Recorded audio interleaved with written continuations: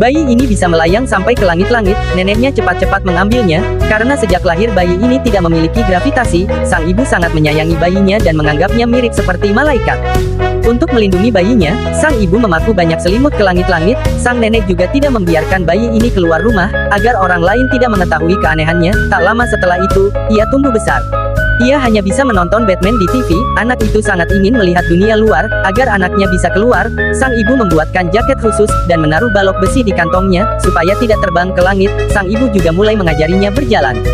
Suatu hari ibu mengajaknya jalan-jalan, tapi ia tak sengaja menabrak seorang gadis. Sebagai hukuman, gadis itu menyuruhnya membawa 2 botol air, dan menemaninya pulang jalan. Gadis itu berjalan terlalu cepat, membuat anak itu menjadi lelah. Jadi ia pun membuang balok besi di sakunya. Sesampainya di rumah gadis itu, anak itu tidak berani menyerahkan botol airnya. Gadis itu bingung, lalu langsung merebut botol air miliknya. Detik berikutnya, anak itu melayang ke atas dan terjebak di atas. Melihat hal itu, gadis itu diam terpukau.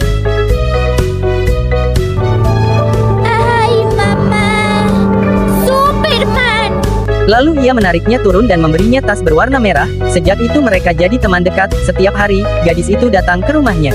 Mereka menonton TV, bermain bersama, dan anak itu selalu membawa tas merahnya. Saat tiba waktunya sekolah, mereka baru sampai di depan kelas, dan baru tahu bahwa tas sekolah harus digantung di luar. Untuk menjaga rahasia anaknya, sang ibu terpaksa menyuruhnya belajar di rumah selama 20 tahun.